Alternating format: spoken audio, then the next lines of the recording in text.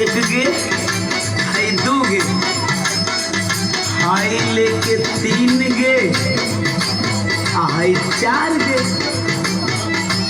कहो एक गे दू गे तीन गे चार गे घरवा में का करबोगे? आज सामान पैक करबोगे, कल बम्बई जाबोगे। अच्छा बम्बई जाबोगे? हाँ बम्बई जाबोगे। तू कुछ कहबोगे? सुनिए के कहबोगे जंजा पलमा बहारवा तोरवा के सुतई भेगे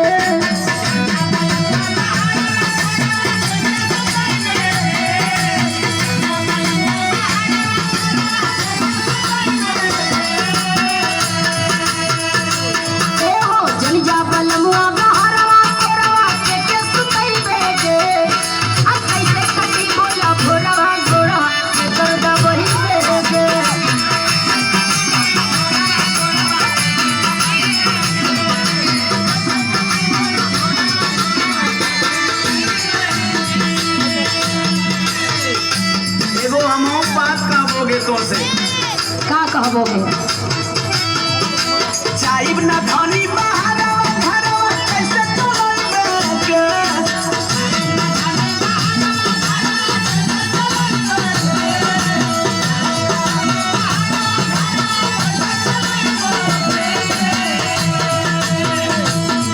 हो चाइब ना धनी बहारवा घरवा कैसे चलबोगे।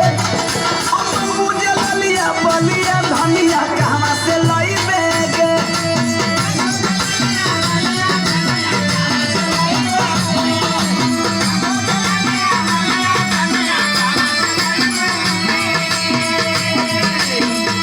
ना चाही किछु रह आँखिया के सोझा हमसे ढुराई ना जा वनिया के बोझा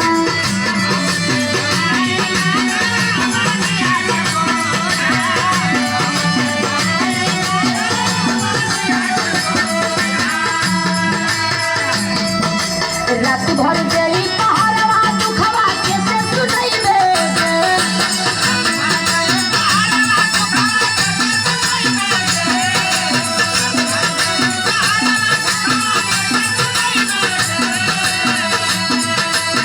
रात भर गई पहाड़वा दुखवा कैसे सुनैबे कैसे कटी बोला भोरवा गोरवा के कर दबैबे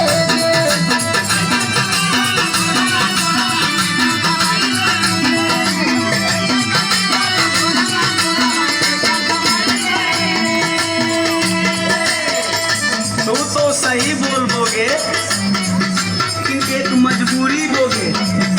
कौन सी मजबूरी के सुनबोगे बताइएगे?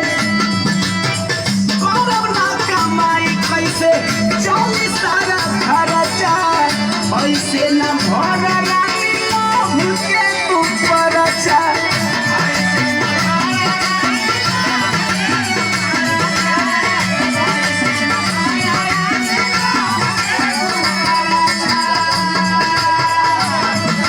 जीवन के इहे आसारा करिया नहीं डूबैबे गे।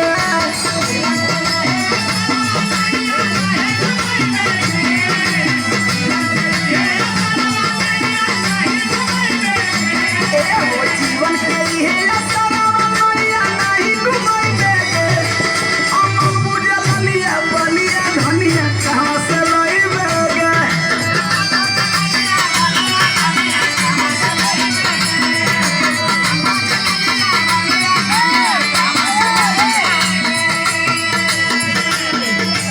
मेरी एक बात सुनिएगे?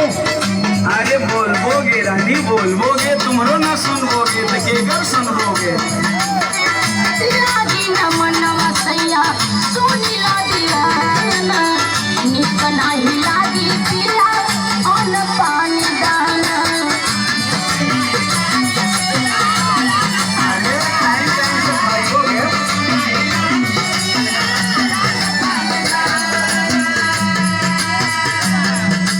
हरदम रह पजरवा मीनाक्षी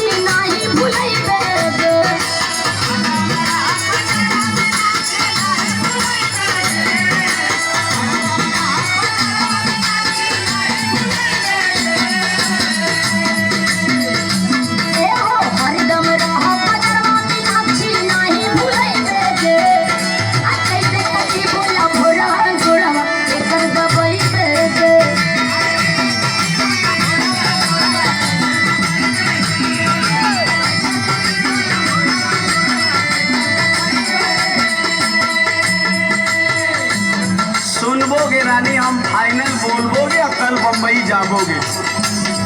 क्या बोलबोगे? सुनबो। उचित दिन धन